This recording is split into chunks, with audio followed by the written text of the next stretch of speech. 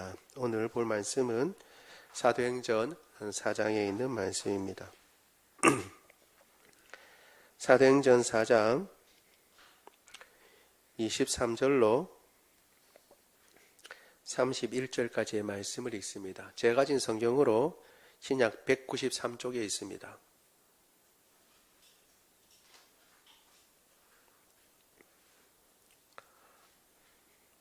사도행전 4장 23절로 31절까지의 말씀을 교독합니다. 제가 먼저 4장 23절을 읽습니다. 신약 193쪽에 있습니다. 사도들이 노임에 그 동료에게 가서 제사장들과 장로들의 말을 다 알리니 한 마음으로 하나님께 소리를 높여 이르되 대주제여 천지와 바다와 그 가운데 만물을 지은 이시요 또 주의 종 우리 조상 다윗의 입을 통하여 성령으로 말씀하시기를 어찌하여 열방이 분노하며 족속들이 허사를 경영하였는고 세상의 공안들이 나서며 관리들이 함께 모여 주와 그의 그리스도를 대적하도다 하신 이로소이다. 과연 헤롯과 본디오 빌라도는 이방인과 이스라엘 백성과 합세하여 하나님께서 기름 부으신 거룩한 종 예수를 거슬러 하나님의 권능과 뜻대로 이루려고 예정하신 그것을 행하려고 이 성에 모였나이다. 주여 이제도 그들의 위협함을 굽어 보시옵고 또 종들로 하여금 담대히 하나님의 말씀을 전하게 하여 주시오며 손을 내밀어 병을 낫게 하시옵고 표적과 기사가 거룩한 종 예수의 이름으로 이루어지게 하옵소서 하더라. 같이 읽습니다. 빌기를 다함에 모인 곳에 진동하더니 무리가 다 성령이 충만하여 담대히 하나님의 말씀을 전하니라. 아멘. 우리가 지금 사도행전을 쭉 보고 있는데 9절 읽다 보니까 어떻게 오늘 읽은 부분이 어떤 내용인가 우리가 또 생각할 수 있습니다. 전체 내용을 보면 예수님께서 부활하시고 난 뒤에 40일 동안 제자들과 함께 계시며 가르치셨습니다. 그리고 난 뒤에 아버지께서 보내실 성령을 위해서 임하실 것을 기대하고 준비하라고 그렇게 말씀하셨습니다. 그리고 성령이 임하시면 땅끝까지 이르러 내 증인이 되겠다라고 말씀하셨죠. 그리고 난 뒤에 하늘 올라가시는데 제자들이 그것을 다 보았습니다. 그리고 난 뒤에 12 제자 중에 우리가 알다시피 가룟 유다가 스스로 목이 메어 죽었으니까 베드로가 한 사람을 선택해서 채우자라고 얘기를 했습니다. 다시 말씀드리지만 그 뒤에 사도가 죽었다고 다시 채우는 일은 없었어요. 그렇죠? 그 뒤에 사도가 이제 야고보가 죽기도 했거든요. 그럼 야고보 죽고 난 뒤에 다시 모여서 우리 12 중에 야고보가 죽었으니까 다시 12를 채우자 이렇게 얘기하지 않았습니다.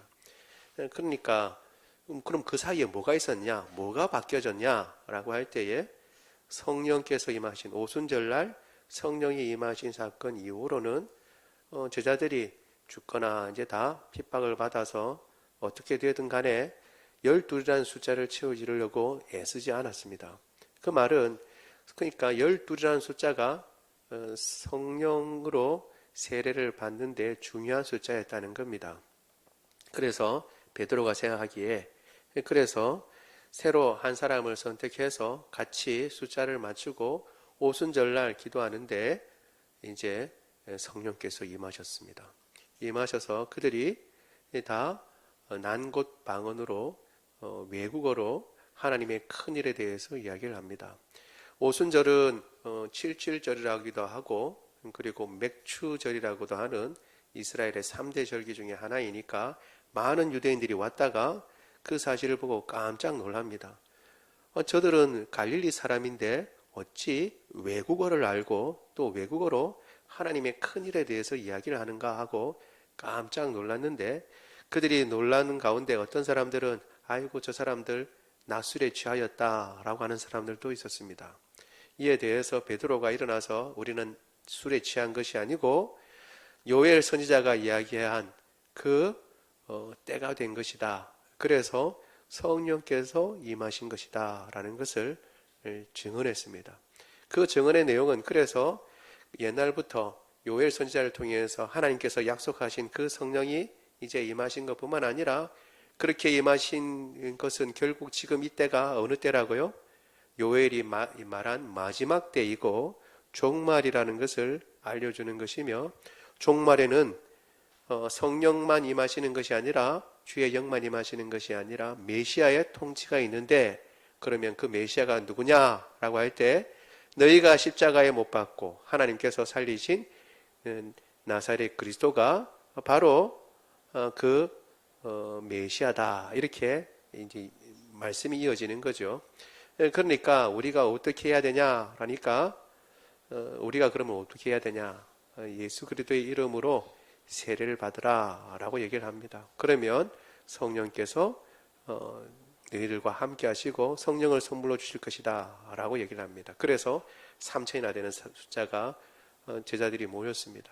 그러고 난 뒤에 또 이제 성전에서 기도하러 가는 데에, 기도할 때 이 베드로와 요한이 나면서부터 걷지 못하는 사람 한 사람을 보고, 미문이라고 하는 성전 문 앞에서 구걸하는 사람을 보고 돈을 달라고 하는 듯이 그러게 구걸을 했지만, 금과 은은 내게 없고 내게 있는 나사렛 예수 그리스도의 이름으로 일어나라, 이렇게 얘기를 합니다. 그러자 그가 일어나서 걷게 되고 또 성전 안에 들어가서 예배를 합니다. 이 상황을 보고 사람들이 깜짝 놀라가지고 다 모여들었는데, 그때 또 기회를 타서 베드로가 우리의 능력으로 이 사람을 일으킨 게 아니고 나사렛 예수의 이름이 이 사람을 일으켰다라고 하면서 다시 예수님을 증언합니다.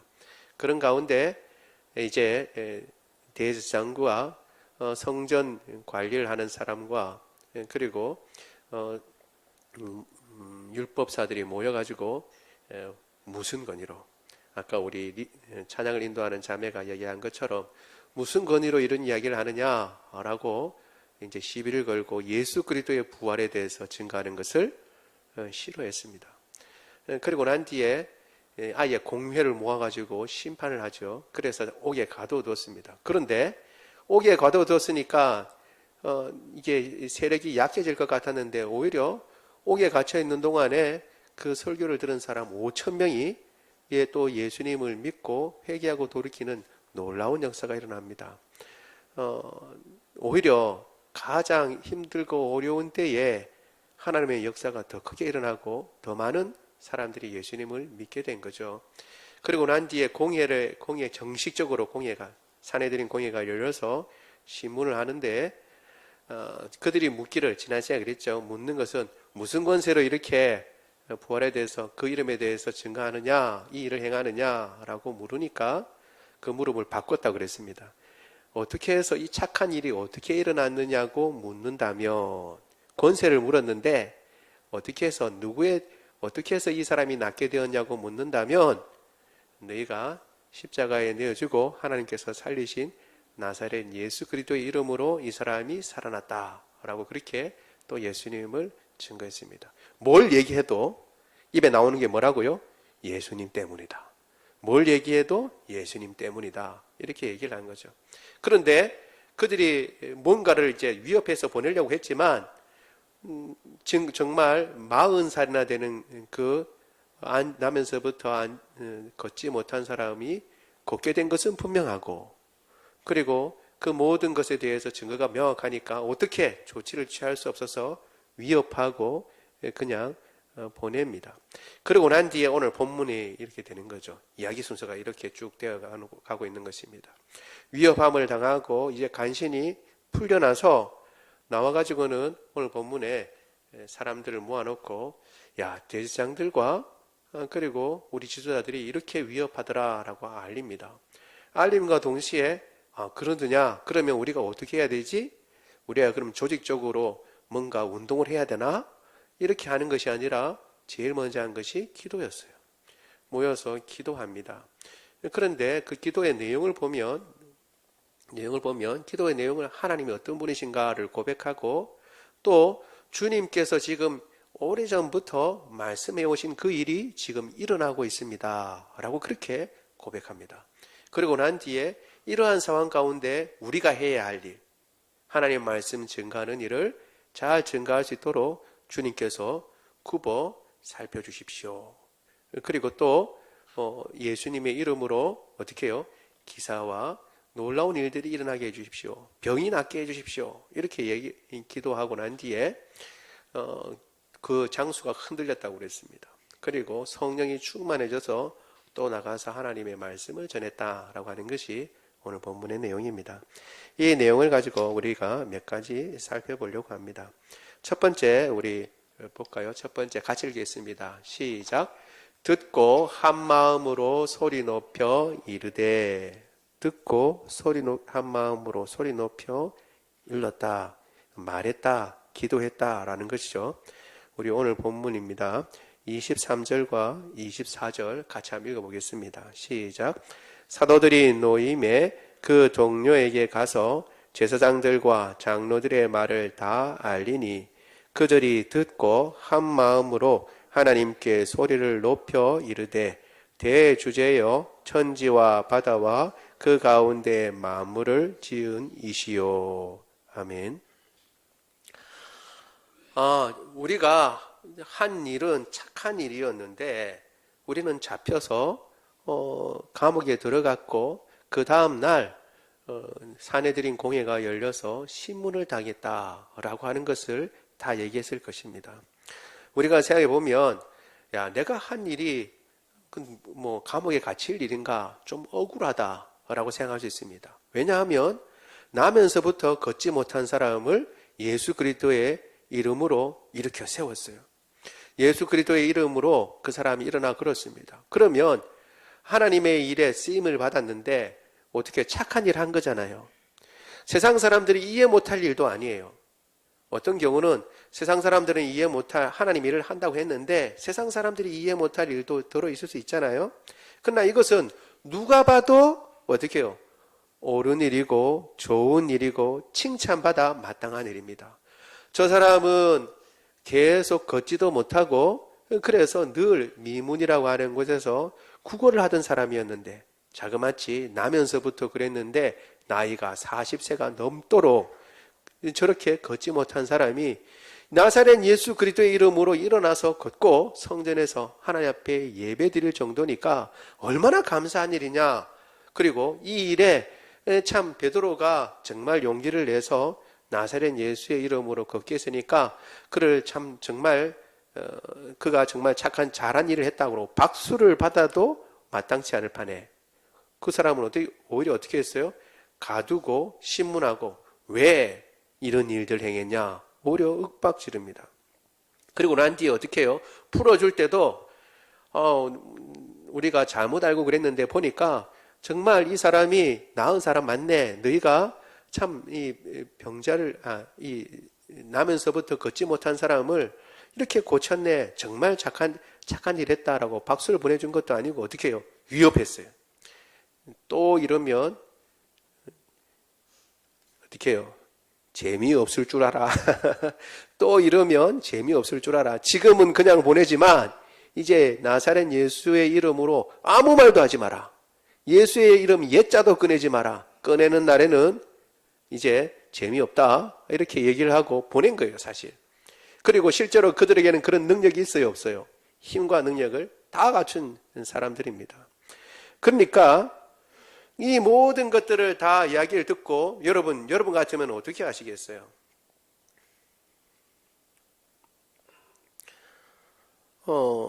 여러분 같으면 어떻게 하시겠어요? 처음부터 베드로는 어떤 생각을 가졌습니까? 베드로와 요한은 이렇게 얘기했어요. 우리 4장 19절 같이 한번 읽어볼까요? 시작. 베드로와 요한이 대답하여 이르되 하나님 앞에서 너희의 말을 듣는 것이 하나님의 말씀을 듣는 것보다 옳은가 판단하라. 위협을 받을 때도 그렇게 얘기를 했고 그리고 난 뒤에도 어떻게 해요? 이 사람들은 그 위협을 그만둔 게 아니고 정말 그러네. 네 말 듣고 보니까 정말 하나님 말씀 듣는 게 옳으네. 그렇게 해라 라고 얘기한 게 아니라 어떻게 해요? 그거 상관없고 그건 모르겠고 아무튼 예수님의 옛자도 꺼내지 마라 위협하고 보낸 거예요. 사실 이것은 교회의 첫 시험입니다. 교회가 세워지고 오순절날 성령이 임하시고 난 뒤에 어떻게 해요? 그 다음에 특별한 핍박은 없었어요. 3,000명이 예수님 믿는 역사가 일어났는데 그 다음엔 어떻게 해요? 착한 일을 했는데 오히려 박해가 들어왔어요. 그리고 예수님의 이름으로 아무것도 하지 말라는 위협이 들어왔습니다. 이런 위협 앞에서 초대교회가 뭘 했냐? 야, 이 위협을 타개하기 위해서 우리 작전을 한번 다 모아가지고 문제를 한번 해결해 보자. 대제사장들을 로비를 해야 되나? 아니면 그 사람들을 피해서 우리가 딴 데로 가야 되나?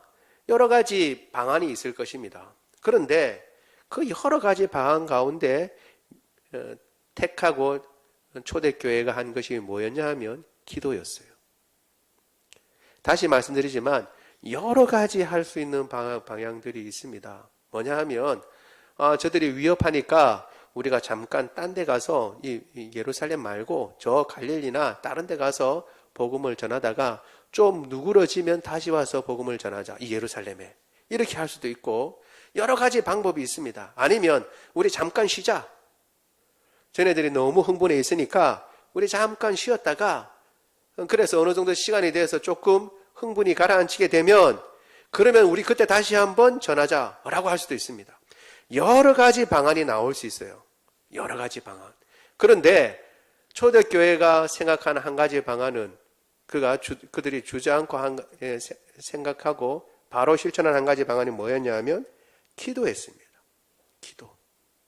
이것은 여러 방안 중에 하나가 아니고 이것 외에 할 게 없다라는 식으로 기도한 겁니다. 듣자마자 그 모든 이야기를 듣자마자 다른 것을 논의하고 이거 많이 있는데 그 중에 우리는 제일 먼저 기도해야겠다. 우리 같이 기도하자. 이렇게 해서 논의를 하고 한 게 아니에요. 이야기를 듣고 난 뒤에 바로 그러면 기도해야지 라고 생각하고 바로 기도한 것입니다. 다른 방안이 있다는 거 없다는 거예요. 없다는 거예요.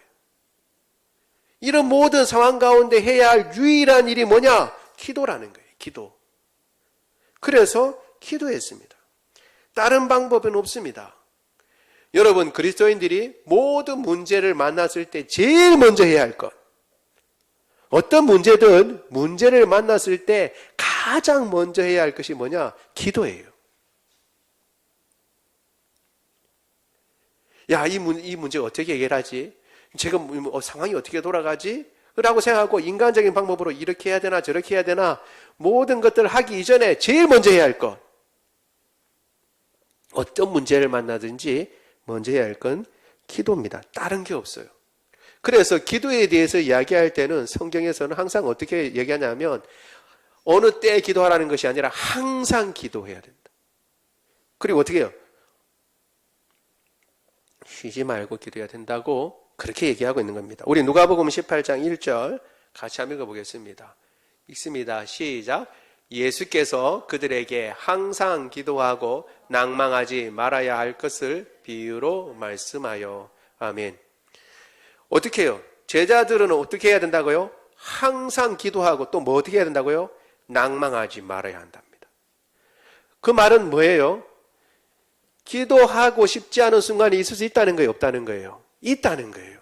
기도 외에 다른 것을 선택하고자 하는 유혹이 있을 수 있고 다른 방법을 동원하려고 하는 그런 순간이 있을 수 있다는 거예요. 그러나 그 어떤 순간에도 항상 해야 할 게 뭐냐면 기도라는 거예요. 기도.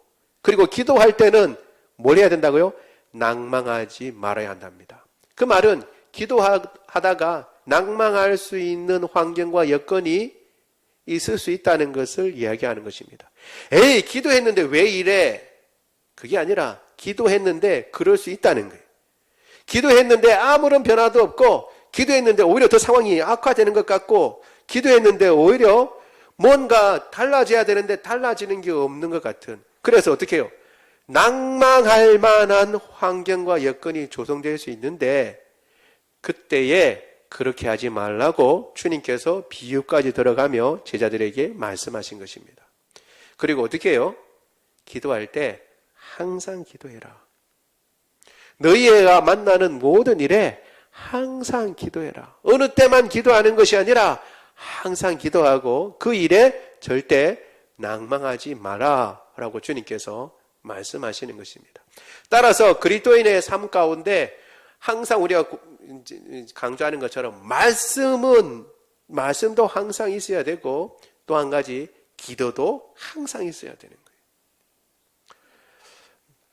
거예요. 제가 이제 어릴 때에 신앙생활 하면서 어릴 때입니다. 신앙적으로 이렇게 어릴 때는 이렇게 생각했어요. 우리 청년들끼리 모여서 이야기할 때 그런 얘기를 합니다. 영적 상황이 어떠냐라고 서로 이제 또 교제하면서 요즘 큐티는 잘하냐 그러면서 이제 서로 점검을 하죠. 점검을 하는데 주로 얘기합니다. 야, 나는 말씀은 잘 읽혀지는데 말씀 읽으라면 잘 읽겠는데 기도가 안 돼. 기도가 안 돼. 또 어떤 이는 그럽니다. 나는 기도하라고 그러면 2시간이고 막 아무 때고 기도할 수 있는데 말씀을 읽으라 그러면 왜 그렇게 졸리는지, 말씀은 내가 아무리 읽어도 내용도 잘 모르겠고, 그리고 다른 사람들이 이야기하는 것처럼 내용이 싹싹 들어오지 않고 말씀 읽는 것은 어렵다, 이렇게 서로 이야기하곤 했습니다. 그런데 그럼에도 불구하고 둘 다 있어야 돼요. 하나님의 사람이면, 그리스도인이면 항상 말씀을 듣고 또 항상 기도하는 사람이어야 됩니다. 데살로니가전서 5장 17절 18절도 같이 읽겠습니다. 시작. 쉬지 말고 기도하라. 범사에 감사하라. 이것이 그리스도 예수 안에서 너희를 향하신 하나님의 뜻이니라. 아멘. 그리스도 예수 안에서 너희를 향한 하나님의 뜻이 뭐라고요? 항상 기도하고 쉬지 말고 기도하고 범사에 감사하는 것, 이거라는 거예요. 그러니까 여러분, 기도는 아이고 막 해도 되고 안 해도 되고, 오늘은 기도의 문이 열리네, 그러니까 기도 열심히 하고, 안 되네, 기도하지 말고, 이게 아니라 어떻게 해요? 기도해야 한다는 거예요. 하나님의 뜻이라는 것입니다. 뜻. 그러니까 기도는 항상 해야 하는데 특별히 어려움을 만났을 때 더 그렇게 해야 합니다. 그리고 그것의 예를 초대교회가 바로 보여주는 것입니다. 첫 번째 시험이 오고 위협이 왔을 때에 그들이 한 일은 뭐냐 하면 그 모든 것들을 전하고 또 듣고 난 뒤에 같이 합심하여 기도했어요. 그리스도인의 삶은 기도의 삶인 줄 믿습니다. 여러분, 우리가 기도해야 합니다. 지금 다 나라가 힘들고 어렵다고 그럽니다. 그리고 또 영원한 우방도 없고 영원한 적도 없고, 그런 가운데 외교도 적절하게 해야 되고 세계 경제도 좀 힘든 가운데 한국 경제도 어렵고 힘들다라고 얘기를 합니다. 믿음에 대해서는, 교회가 겪는 어려움에 대해서는 말할 것도 없고, 그런데 그럴수록 어떻게 해요? 또 기도해야 돼요. 사실 지금은 기도할 때입니다. 우리가 어느 때도 기도해야 되지만 지금 더욱 기도해야 될 때인 줄 압니다. 어려움을 만날 때, 힘들고 어려울 때에 기도해야 합니다. 그러면 기도해야 하는 이 상황 가운데 사탄 마귀는 뭘 할까요? 사탄 마귀가 하는 것은 말씀 읽지 못하게 하고 기도하지 못하게 하는 것입니다. 무슨 이유든 상관없어요. 아무것도 상관없어요. 뭘 못하게 한다고요? 기도하지 못하게 하고 말씀 읽지 못하게 하면 사탄은 성공, 자기가 할 일 했다라고 말할 수 있는 것입니다. 따라서 그 모든 어려움을 견뎌내고 이겨내고 내가 처한 상황, 어쩌면 주님 말씀하신 대로 낭망할 수 있는 그 상황 가운데서도 일어나서 내가 이러면 안 되지, 지금 이때에 내가 이러면 안 되지, 일어나서 기도하고 간구하고 주님의 은혜를 구하고 주님의 뜻을 행하는 저와 여러분 되기를 원합니다. 또 두 번째 우리가 살펴보려고 합니다. 두 번째 같이 읽어볼까요? 시작. 그들의 기도 대상과 내용. 첫 번째, 어려움을 만났을 때에 이 초대교회가 기도를 했는데, 그럼 뭘 기도했냐는 거예요. 뭘? 초대교회가 어려움을 만났을 때 그 어려움에 직면해서 어려움을 어떤 부분을 기도했냐, 그 내용을 우리가 알아야겠죠. 똑같은 것을 기도하지는 않겠지만 무엇을 어떤 부분에서 기도했는가를 살펴보는 것은 우리가 중요합니다. 기도를 했는데, 어려움을 만나서 기도했는데 그 어려움 앞에 뭘 기도했을까? 그거 살펴봐야 한다는 겁니다. 그런데 그들의 기도를 보면 크게 두 가지예요. 뭐냐면 대상에 대한 것과 그리고 기도의 내용에 대한 것입니다. 대상이라고 하는 것은 지금 내가 기도하는 그분이 어떤 분인가라는 것을 기도하는 가운데 고백을 해요. 그냥 아버지 이렇게 기도하는 것이 아니라 내 기도를 받는, 내가 지금 기도하는 분은 이런 분입니다라는 것을 기도 가운데서 고백하고 기도하는 것입니다. 그러니까 내 기도를 받으시는 분이 어떤 분이라는 것을 다시 한번 상기시키고, 그리고 이 기도에 대해서 그분이 어떻게 반응하실지를 알고 기도하는 것이죠. 우리 24절 20에서 26절 같이 한번 읽도록 하겠습니다. 시작. 그들이 듣고 한 마음으로 하나님께 소리 높여 이르되 대주제여 천지와 바다와 그 가운데 만물을 지으신 이시오 또 주의 종 우리 조상 다윗의 입을 통하여 성령으로 말씀하시기를 어찌하여 열방이 분노하며 족속들이 허사를 경영하는고 세상의 군왕들이 나서며 관리들이 함께 모여 주와 그의 그리스도를 대적하도다 하신 이로소이다. 아멘. 이 내용을 보면 하나님에 대해서 어떻게 고백하고 있냐 그러면 크게 두 가지를 고백하고 있어요. 두 가지. 어떤 것을 고백하냐면 하나님이 어떤 분이신가? 주인이다. 대주제요라고 하는 것은 주인님이라고 고백하는 것입니다. 주인님. 주님이 주님입니다라고 고백하고 어떻게 해요? 천지와 바다와 그 중에 만물을 지으신 분입니다라고 고백하는 것입니다. 이 모든 만물이 다 주님께서 만드신 겁니다라고 고백하는 거예요. 여러분이 온 우주 만물이 주님께서 만드신 그러한 피조물인 것을 고백합니까? 모든 만물 주님께서 만드신 것입니다. 그러면 어디에요? 만드신 것 중에 누가 들어있어요? 나도 들어있고. 그리고 어떻게 해요? 금방 나오지만 뒤에 나오지만 세상의 군왕들도 들어가 있어요? 안 들어가 있어요? 들어가 있어요. 그리고 지금 이 온 교회가 지금 위에서 기도하고 있는 위협하고 있는 종교 지도자들, 대제사장들과 그리고 장로들도 거기에 들어가요? 안 들어가요? 다 들어가요. 다 주님 만드신 존재들이고 다 주님 만드신 피조물입니다. 주님께서는 그것들을 다 주장하실 수 있습니다 라고 고백하죠. 그리고 창조주라고 이야기를 하고 난 뒤에 두 번째는 뭐냐면 성령으로 말씀하시는 분이라고 고백하는 것입니다. 성령으로. 성령을 통해서 말씀하시는 분이에요.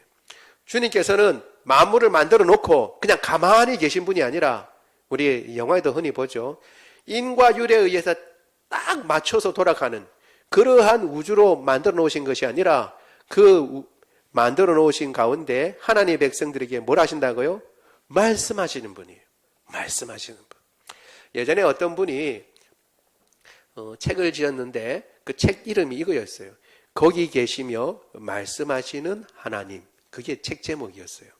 거기 계신다는 것은 지금 여기 우리의 삶 가운데 역사하시지만 어떻게 해요? 하늘에 계신 우리 아버지요. 우리가 그렇게 고백하는 것처럼 그분은 어떻게 해요?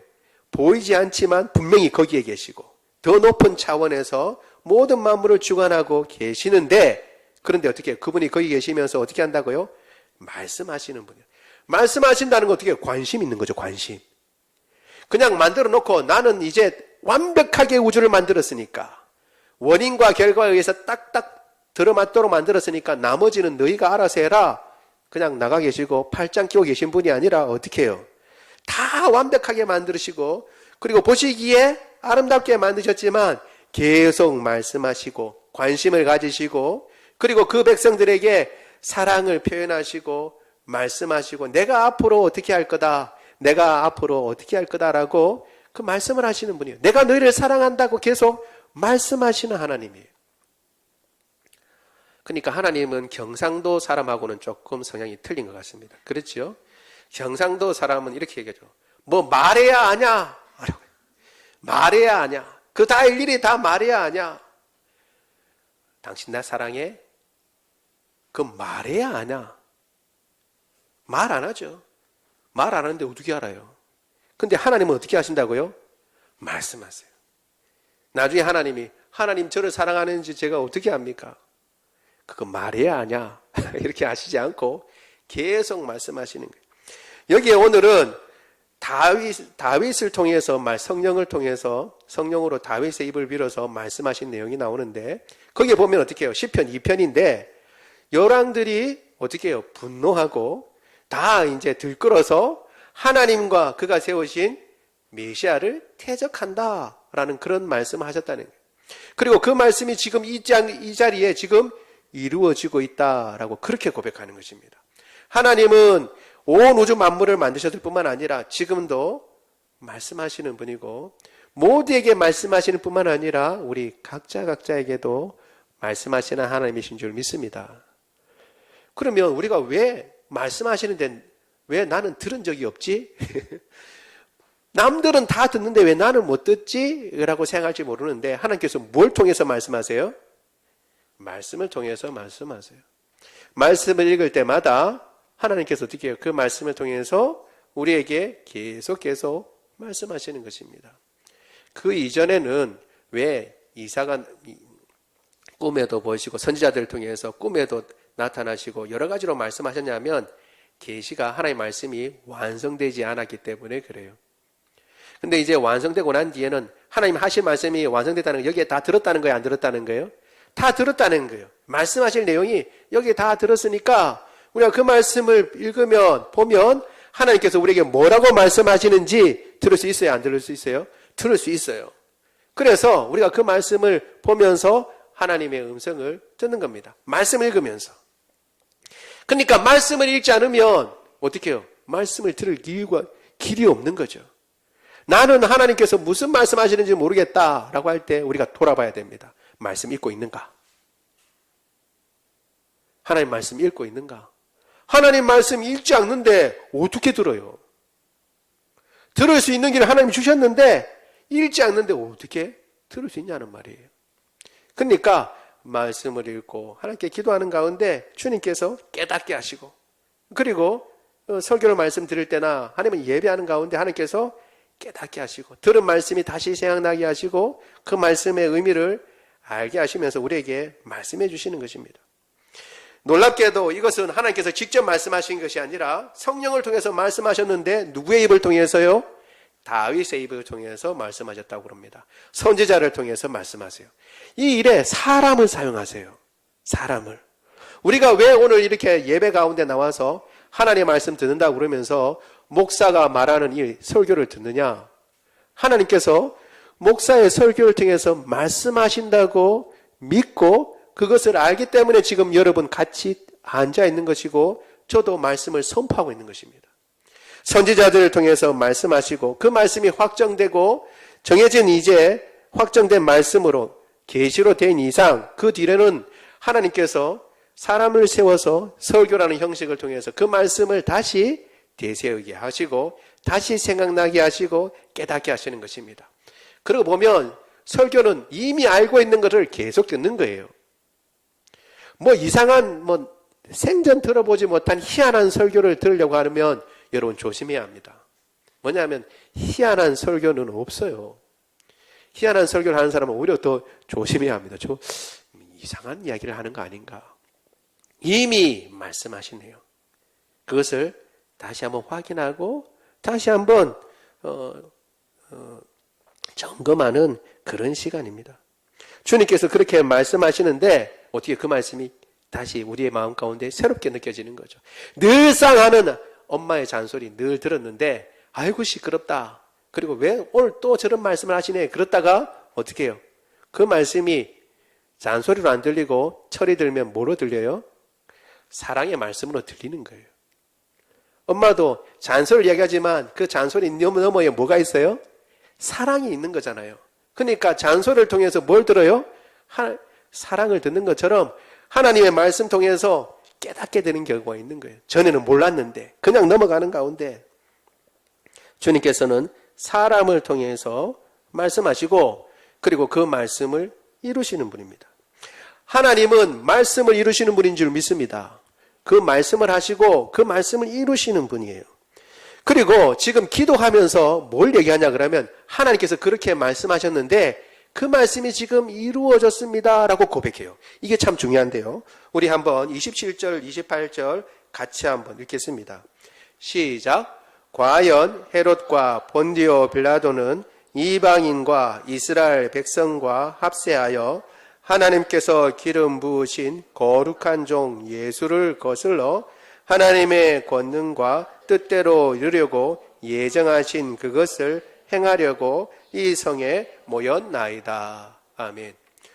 무슨 말이냐 하면 이 어려움, 고통 가운데 주님 이거를 우리 해결해 주십시오 라고 그렇게만 기도한 게 아니라 이 사건을 어떻게 해요? 해석을 해요. 사건을 어떻게 해석하느냐 아주 중요합니다.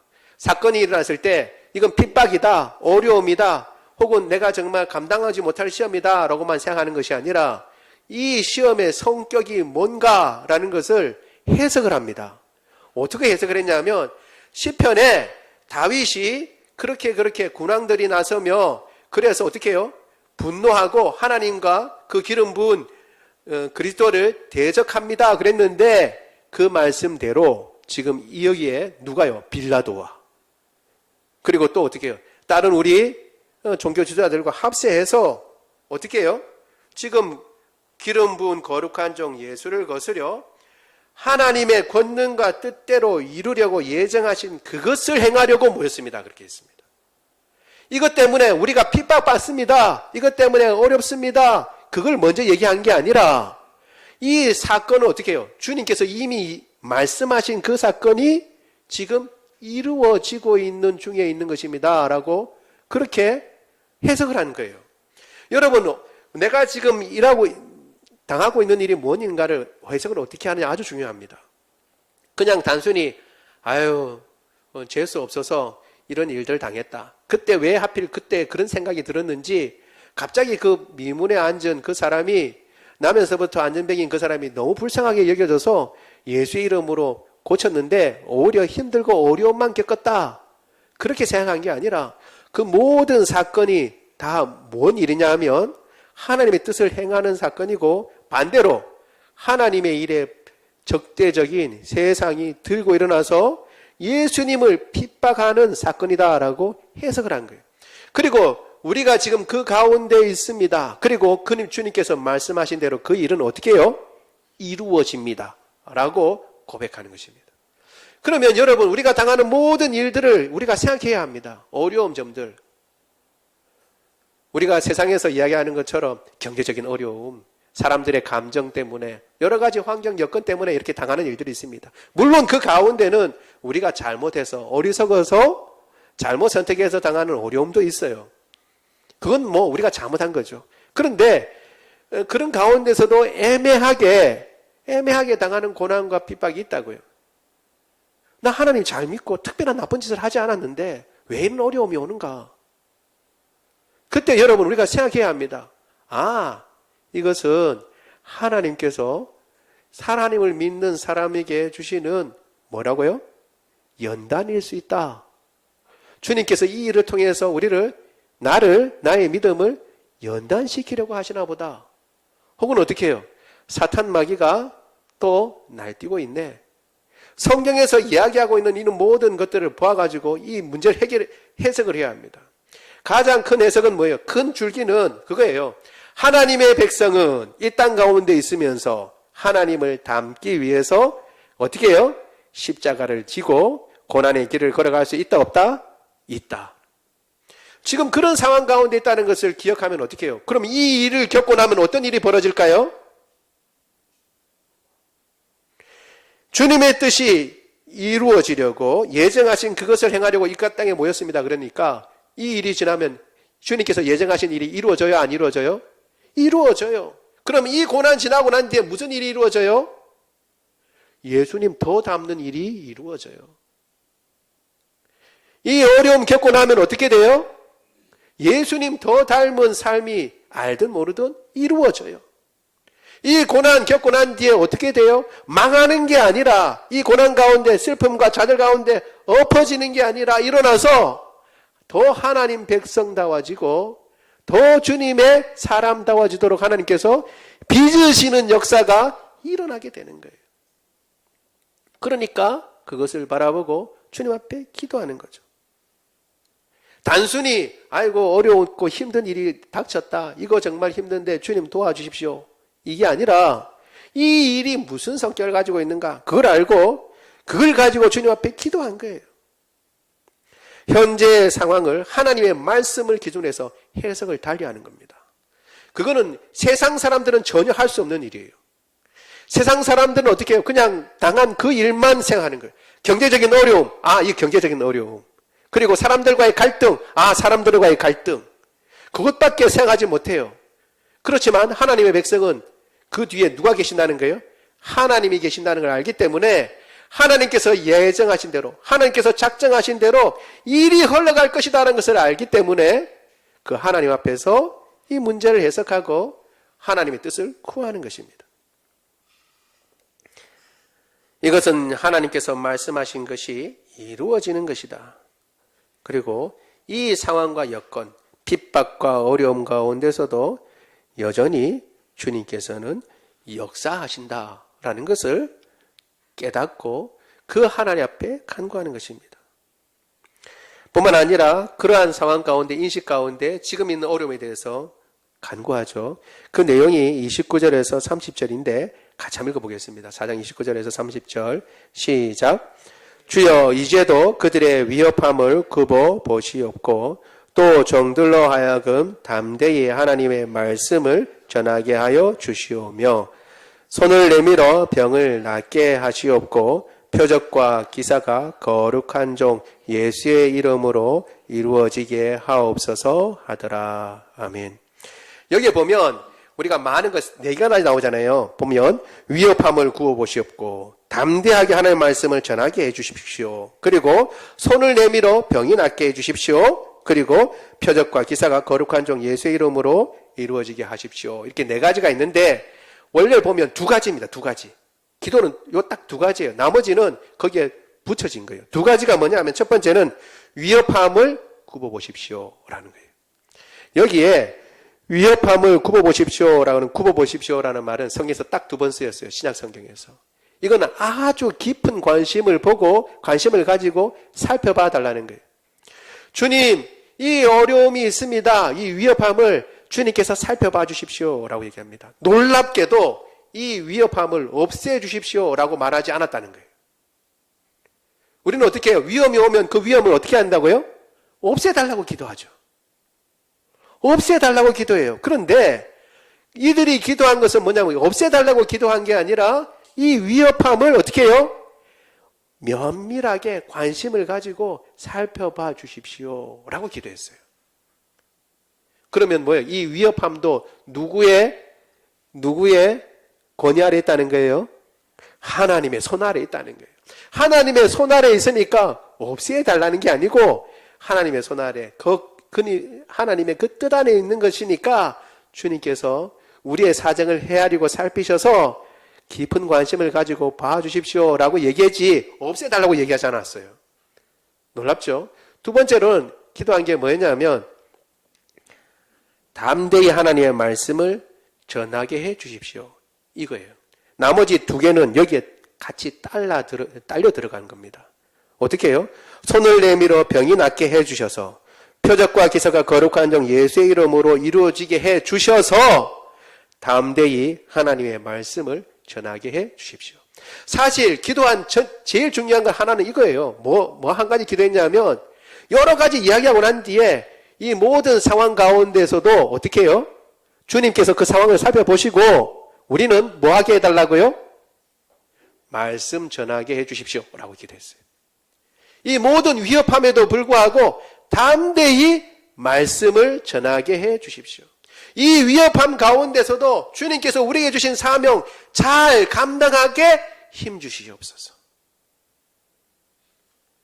없애달라고 기도한 게 아니라 위협함 가운데서도 그런 어려움 가운데서도 어려움이 있든 없든 여전히 주님께서 힘 주셔서 심지어는 어떻게 해요? 여기 이적과 병고침과 기사와 이적은 뭘 하기 위해서? 말씀을 전하는 도구로 그렇게 해서 사람들이 말씀을 전하는 말씀을 잘 알 수 있도록, 이 말씀이 진리인 것을 확인할 수 있도록 그렇게 나타내 보여주셔서 우리는 담대하게 말씀을 전하고 주님 주신 사명을 잘 완수할 수 있도록 주님 도와주십시오 라고 그렇게 기도한 것입니다. 여러분, 우리의 기도와 좀 다르지 않나요? 철저하게 어떻게 해요? 이 모든 게 누구의 손 아래 있다는 거예요? 하나님의 손 아래 있다는 것을 인식하고 기도한 겁니다. 하나님께서 우리가 어려운 거 아세요? 몰라요? 아세요. 이 어려운 가운데 우리가 힘들고 어렵다는 거 아세요? 모르세요? 다 아세요. 다 알고 하나님께서 아신다는 것을 인정하고 난 뒤에 아시는 분이다라는 것을 생각하고, 다만 어떻게 해요? 오직 관심은 한 가지, 주님께서 말씀하신 것, 주님께서 주신 그 사명 이루는 것, 그거 어떻게 이룰까? 그거 생각하고, 그리고 이 상황과 형편이 하나님의 말씀에 비춰서 어떤 상황이냐, 그것을 고백하고 만유의 만물을 만드시고 통치하시는 주님, 그 하나님, 그분 앞에 기도하고 간구하는 것입니다. 그렇게 기도할 때 예수님께서는 뭐라고 말씀하셨다고요? 낭망할 수도 있지만 낭망하지 말고 항상 기도하라, 주님 말씀하셨습니다. 오늘 요것밖에 못하겠네요. 여러분, 두 가지만 합니다. 말씀드린 대로 어려움을 만났을 때 제일 먼저 한 건 기도였어요. 우리가 어떤 상황이든지 주님 앞에 모든 일에 항상 기도하는 사람이 되기를 원합니다. 그리고 그 기도 가운데 하나님이 어떤 분이신지, 여전히 그분은 말씀하시는 분이고 천지의 주제이실 뿐만 아니라 우리에게 말씀하시는 분이고 그 뜻을 이루어 가시는 분이라는 사실을 기억하고 그 주님의 뜻 안에 나도 어떤 위협과 어려움 가운데 주저앉거나 좌절하지 않고 주님의 뜻을 이루도록 기도하고 그렇게 행하는 저와 여러분 되기를 원합니다. 말씀을 생각하며 우리 같이 기도하도록 하겠습니다. 기도할 때요, 주님, 저의 기도 생활을 살펴봅니다. 혹 미진한 것이 있으면 다시 떨치고 일어나서 주님 앞에 기도하는 사람이 되게 하여 주옵소서. 말씀의 사람은 기도하는 사람입니다. 기도하는 사람이 또 말씀의 사람입니다. 하나님 아버지, 기도와 말씀은 떼놓을 수 없습니다. 주님 앞에 어떤 일이든지 기도하고 간곡해 하여 주옵소서. 주님이 어떠한 분이신지 우리가 잘 알고 있습니다. 그 주님 앞에 내 필요를 아뢰고 상황을 아뢰는데 주님, 이 모든 상황과 이 모든 필요 주님의 권능의 손 아래 있는 줄 믿습니다. 주님께서 선하게 인도하실 줄 믿습니다. 주의 뜻은 반드시 이루어질 줄로 믿습니다. 이 상황이 지나가면 주님께서 저를 더 단단하게 만드실 것이고 더 주님 백성답게 만드실 것입니다. 그러한 확신과 믿음 가운데 주님 거하게 하옵시고 기도하고 또 그게 순종케 하여 주옵소서. 같이 한 목소리로 기도하겠습니다. 사랑이 많으신 하나님, 주의 은혜를 인하여 감사를 드립니다. 오늘 우리 초대교회가 어려움에 직면했을 때, 그 첫 시험을 만났을 때에 어떻게 했는가 우리가 같이 살펴보았습니다. 그들은 주저하지 않고 그 모든 일을 같이 나누며 그 위협 가운데 같이 한 목소리로 기도했습니다. 하나님이 어떤 분이신가를 고백했고 그 하나님께서 어떤 일을 행하시는가, 그분은 말씀하시고 그분은 사람을 통해서 말씀하시고 그 말씀이 그대로 이루어진다. 그리고 그 말씀이 이루어진 것이 지금 이 현재의 상황이고 이 모든 위협함과 모든 이 현재의 여건이다라는 것을 그대로 인정하고 그 하나님의 섭리와 그 하나님의 도우심을 구하고 간구하고 기도한 것을 우리는 보게 됩니다. 어려움 없애달라고 하지 아니하고 굽어 살펴주십시오 라고 기도하고 담대히 말씀을 전하게 해달라고, 오히려 어떤 상황에서도 주님 주신 사명을 감당하게 해달라고 기도하고 있는 사도들을 보게 되는 것입니다. 주님, 우리에게도 이와 같은 담대한 마음을 주시고 어떤 상황이든지 주님의 그 뜻을 이루는 사람이 되게 하시고 입을 열어 복음을 전하며 주님께서 우리에게 주신 사명을 감당하는 사람이 되게 하여 주옵소서. 사랑이 많으신 하나님 아버지, 오늘도 우리 가운데 연약한 자가 있습니까? 주님 고쳐주옵소서. 하나님 아버지 회복시켜 주옵소서. 몸속에 있는 암세포 주님 다 도말하여 주옵소서. 염증들도 도말하여 주옵시고 하나님 아버지 우리의 머리를 맑게 하옵소서. 두통 고쳐 주옵소서. 불면증 고쳐 주옵소서. 모든 호르몬들이 제 기능을 발휘하고 균형을 이루게 하옵시며 하나님 아버지 모든 뼈들이 제 마디를 찾게 하옵시고 하나님 아버지 주님께서 관절염도 고쳐주시고 하나님 아버지 디스크도 고쳐주옵소서 비염도 고쳐주옵소서 하나님 아버지 이석증과 그리고 하나님 아버지 모든 염증들 다 고쳐주옵소서 하나님 아버지 그리하여 건강하고 강건하게 하옵시고 건강하고 강건한 가운데 주님 우리에게 맡겨주신 사명 잘 감당할 수 있도록 주님 도와주옵소서 우리 주 예수 그리스도의 이름으로 기도드리옵나이다. 아멘. 다 같이 일어나셔서 우리 같이 찬양합니다.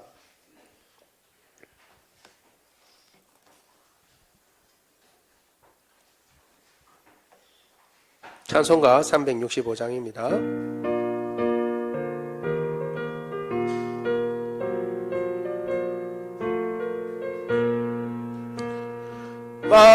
마음속에 근심 있는 사람 주 예수 앞에 달래어라 슬픈 마음 있을 때에라도 주 예수께 아뢰라 주 예수 앞에 달래어라 주 우리의 친구니 무엇이나 근심하지 말고 주 예수께 아뢰라 눈물 나며 깊은 한숨 쉴 때 주 예수 앞에 아뢰어라 은밀한 죄 내게 있더라도 주 예수께 아뢰라 주 예수 앞에 아뢰어라 주 우리의 친구니 무엇이나 근심하지 말고 주 예수께 아뢰라 괴로움과 두려움 있을 때 주 예수 앞에 아뢰어라 내일 일을 염려하지 말고 주 예수께 아뢰라 주 예수 앞에 아뢰어라 주 우리의 친구니 무엇이나 근심하지 말고 주 예수께 아뢰라 죽음 앞에 겁을 내는 자여 주 예수 앞에 아뢰어라 하늘나라 바라보는 자여 주 예수께 아뢰라 주 예수 앞에 아뢰어라 주 우리의 친구니 무엇이나 근심하지 말고 주 예수께 아뢰라. 아멘. 지금은 우리 주 예수 그리스도의 은혜와 하나님 아버지의 지극하신 사랑하심과 성령님의 교통하심이 모든 일에 항상 특별히 어려움과 고난 가운데 먼저 주님 앞에 하려고 기도하며 주님께서 어떠한 분이신지 이 모든 환경과 여건도 여전히 주님의 권능의 손에 있으며 주님께서는 그 뜻을 이루시는 분이라는 것을 믿고 아뢰고 간구하며 그 뜻 앞에 순종하겠다고 고백하는 주의 모든 백성들 머리 위에 지금으로부터 영원토록 함께 하시기를 간절히 축원하옵나이다. 아멘.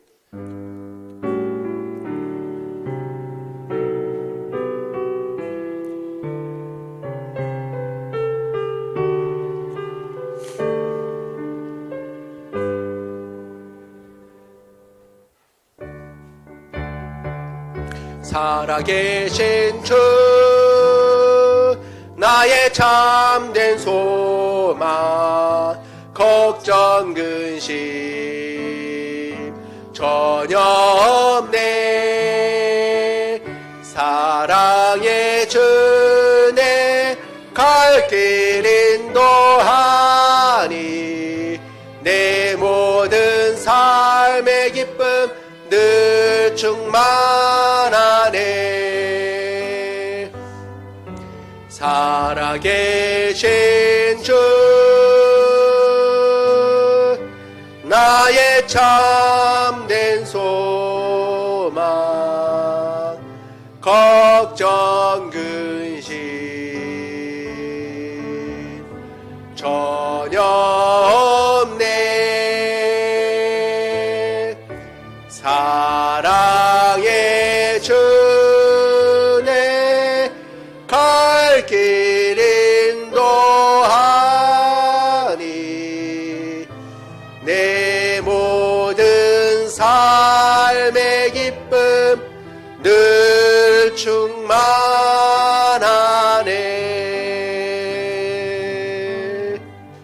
아멘. 예,